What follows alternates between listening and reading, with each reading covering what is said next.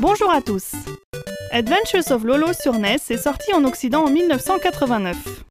Le jeu reprend les niveaux des différentes versions japonaises de la série Egerland, une série qui démarre sur MSX en 1985. Les bandes originales des premiers volets de la série des aventures de Lolo se démarquent par leur grand sens de l'humour. Dans le premier volet, la musique qui accompagne notre boule bleue héroïque dénommée Lolo est joyeuse et entraînante. Un petit rythme de marche s'oppose à la ligne mélodique sautillante. Mais l'apparente simplicité du morceau est trompeuse. Il débute en majeur, avant de moduler dans deux autres tonalités, puis de passer brièvement en mineur, avant de finalement revenir en majeur. Tout ça en à peine 25 secondes et avec seulement 3 voix.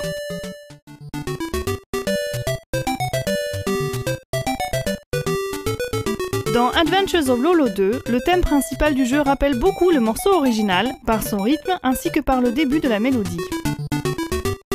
Il ne dure néanmoins que la moitié du temps et présente beaucoup moins de complexité au niveau harmonique, bien qu'il passe très brièvement lui aussi par le mode mineur.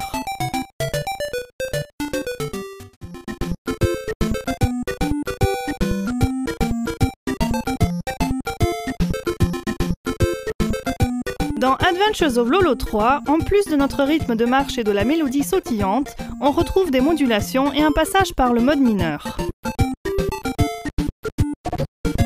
Mais contrairement aux deux premiers volets, le thème n'est plus en sol majeur, mais en fa majeur.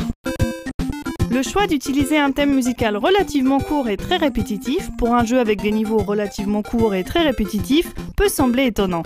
L'explication est néanmoins très simple. Il s'agit d'un jeu de réflexion. Il serait donc dommage de troubler l'esprit du joueur avec une musique trop présente. À force de l'entendre, elle devient un fond musical que le joueur ne remarque plus. Et si jamais il relâche son attention, elle sert à le réveiller et à le divertir, le temps qu'il se replonge dans le jeu.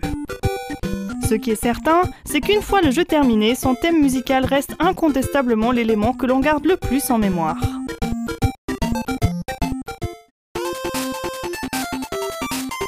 Une évolution très intéressante a lieu dans le quatrième volet de la série Adventures of Lolo sur Game Boy, sorti en 1994 au Japon. La musique y prend une place très importante car il s'agit désormais de débloquer des lignes mélodiques de styles musicaux divers. En effet, une fois chaque niveau terminé, des notes s'ajoutent dans une portée pour former au final une mélodie complète.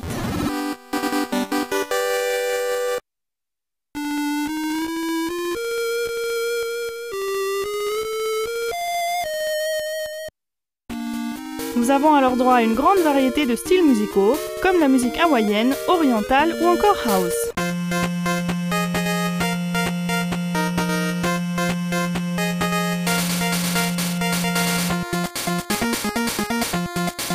Mais nous retrouvons évidemment aussi notre thème principal, certes altéré mais reconnaissable.